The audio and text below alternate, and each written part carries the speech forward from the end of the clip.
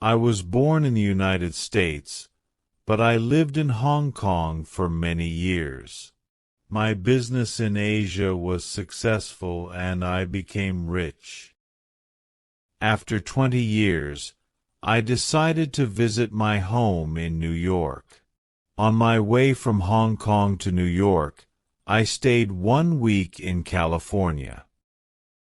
I had a friend who lived in the city of San Francisco and I wanted to see him again. His name was Mohan Dampier and he had been my friend for many years. We had written many letters to each other. But recently, I had not received any news from him. Dampier had never had a job. His father gave him a little money, so Dampier had never worked. Dampier was a superstitious man. He believed that luck or magic could make things happen in his life. He spent most of his time reading strange books.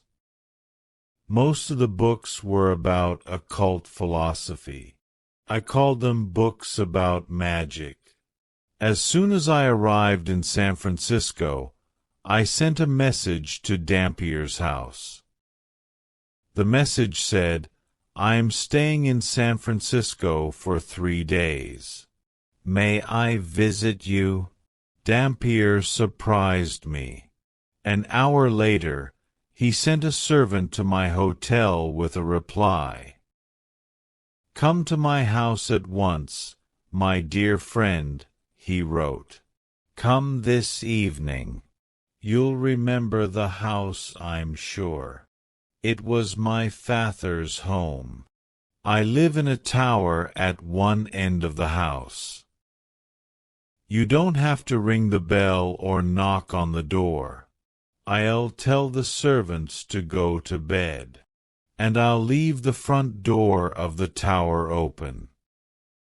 Come up the stairs immediately. I'll be waiting for you. Please come soon." I rode in a cab to Dampier's house.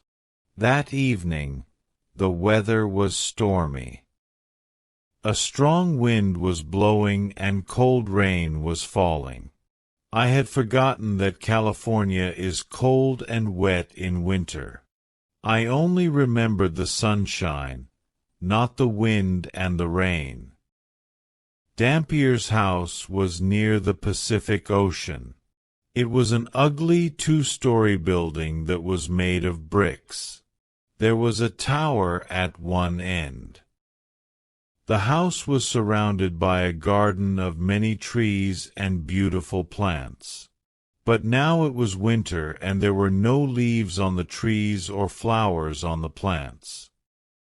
The driver stopped his cab near the tower. Although the front door was only 5 yards away, I became soaked with rain as soon as I stepped out of the cab. I ran to the door of the tower and turned the handle.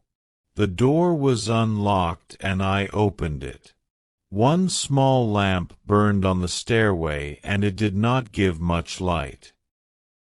The hall was full of shadows and I could not see clearly. I climbed the stairs slowly, touching the wall with my fingers. At the top of the stairs there was another door. I opened it and went into a room that was lit with another small lamp. Dampier came forward, held my hand and shook it. He was wearing a long silk coat and soft leather slippers on his feet. His clothes were old-fashioned and strange. We looked at each other and I was shocked. I had not seen Dampier for many years. My friend had changed a lot. He had been a handsome man, but now his hair was gray and his face was very pale. There were many lines around his eyes and mouth. Dampier looked like a thin old man, but he was not older than 50.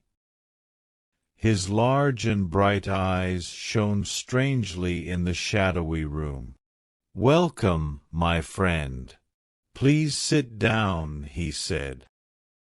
Dampier offered me some wine and a cigar, and we talked a little.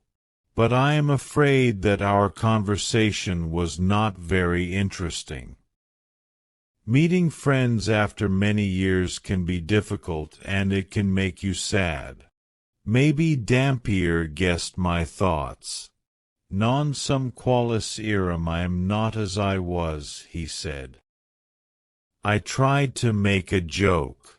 "Your Latin hasn't improved," I replied. My friend smiled. "Latin is a dead language, and I'm a dead man," he said. Then his smile disappeared, and he said, "I'll die very soon."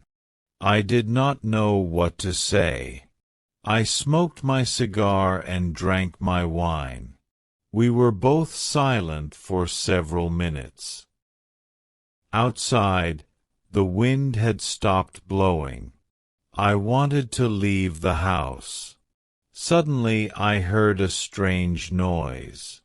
Tap, tap, tap. It was the sound of someone, or something, knocking. Was the sound coming from one wall of the tower? Tap, tap, tap. The sound was not quick or loud. It was not the sound of someone knocking loudly on a door. The soft tapping sounded like someone sending a signal A message. Dampier had forgotten me. He was staring at the wall.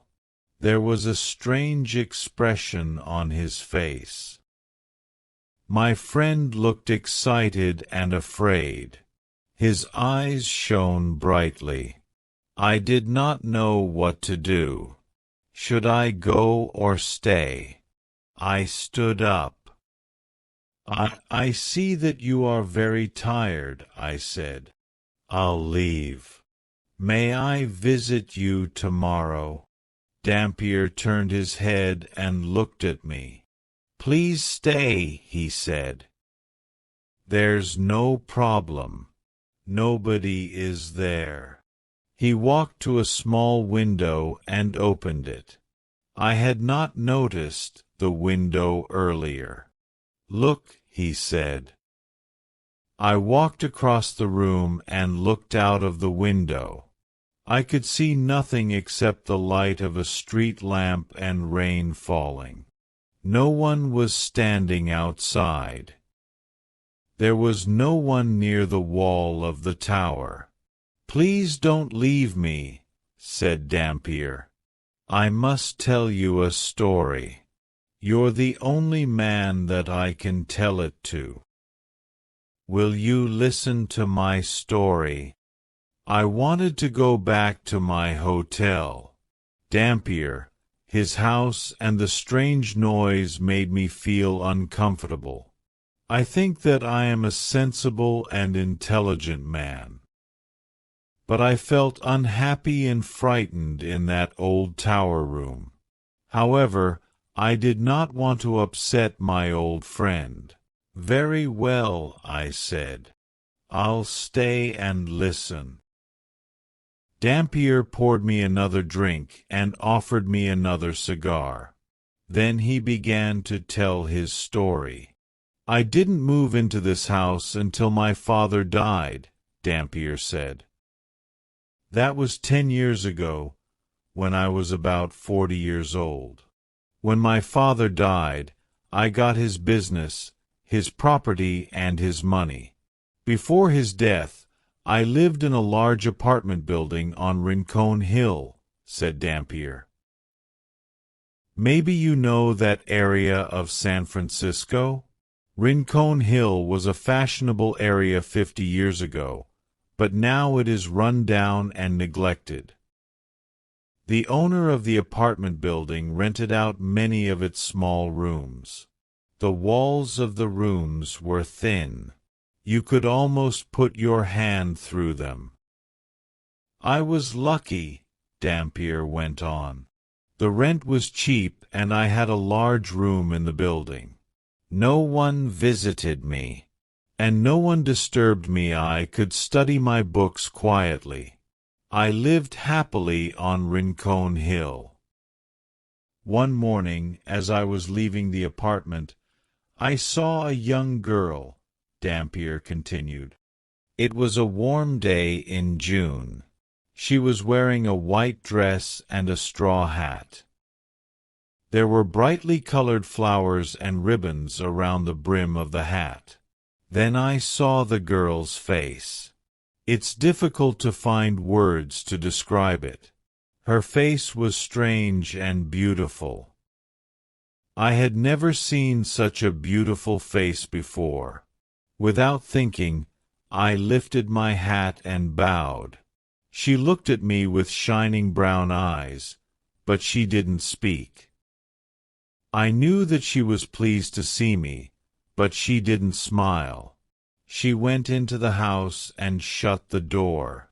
I stood and stared at the closed door. Would I see her again? Should I speak to her? Would she speak to me? Maybe you think that these are the thoughts of a much younger man, said Dampier. And maybe you're right. But these feelings were new to me. I'd never been in love before. I'd spent too many years with books and too little time with people. Now I believe that you're my only friend. Soon, none of this will matter. I don't feel foolish when I talk to you. Dampier stopped speaking for a few moments. Then he went on with his story. The next day, I waited in my apartment. For many hours, I stared out of the window. I watched the street, but the girl didn't come out of the building. I didn't know her name, so I couldn't ask anyone about her. That night I couldn't sleep. The next morning, I sat by the window again and waited.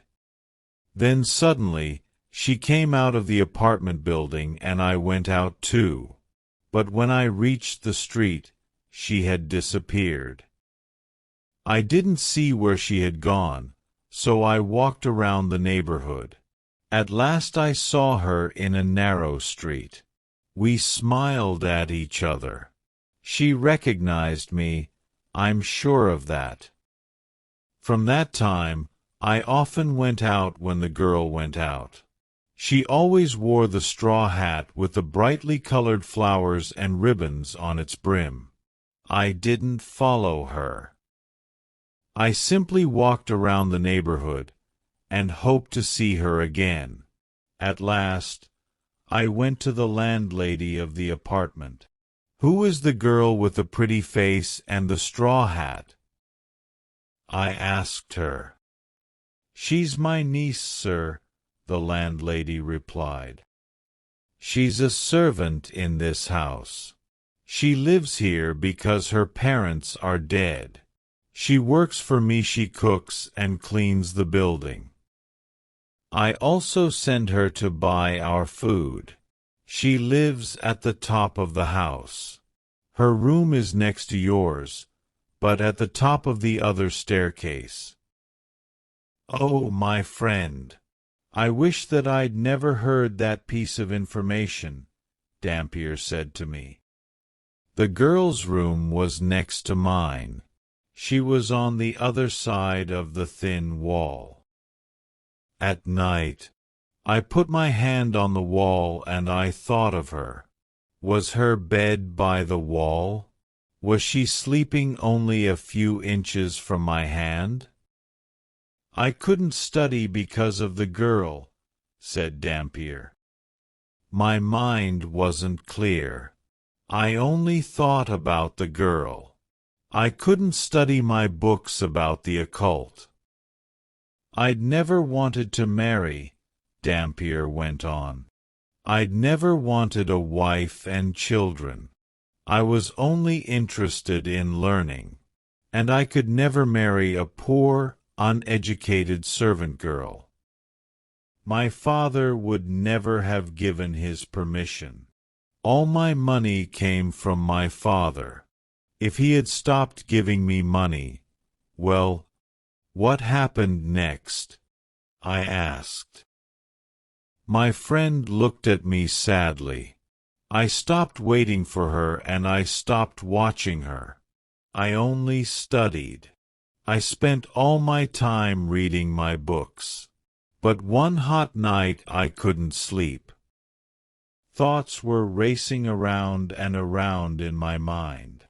I thought again and again about the beautiful girl.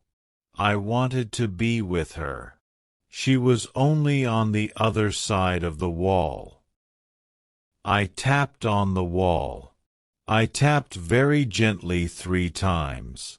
Tap, tap, tap. I tapped again. Tap, tap, tap. Then I felt foolish. I was behaving like a boy who is in love for the first time. I got out of my bed and began to study my books. I was reading a strange book, Dampier said. It was a book of occult philosophy by Necromantius. You would call it a book of magic and superstition. In his book, Necromantius describes how to be a fortune-teller.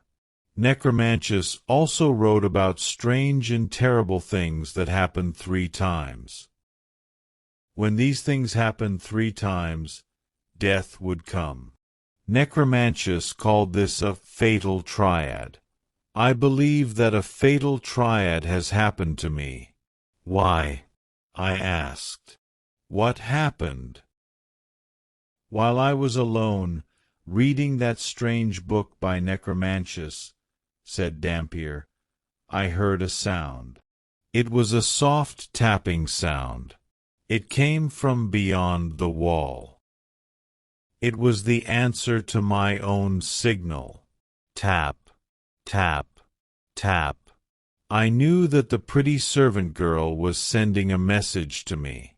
She wanted me to come to her. I ran to the wall and tapped my signal again. Tap, tap, tap. But after that, there was silence. She didn't reply to any of my other signals. I listened for many hours, but I heard nothing more. For many days after this, I looked for the girl, Dampier said. But I never saw her again. I tried to forget her. Then one evening, I went to bed early because I was very tired. In the middle of the night, I awoke suddenly. I had heard a soft sound. I opened my eyes and sat up. I heard a soft tapping on the wall beside the bed. In a few moments, it was repeated. Tap, tap, tap. I was going to reply to the signal, then I stopped. The girl hadn't replied to my last messages. I would not reply to her now. Dampier drank a little wine and then continued. I lay in the bed listening, he said.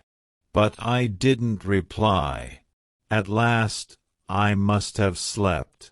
When I awoke, it was late and I felt tired. I needed some fresh air, so I went out of my apartment. The landlady was outside my door. "Oh, Mr. Dampier," she said. "Have you heard the terrible news?"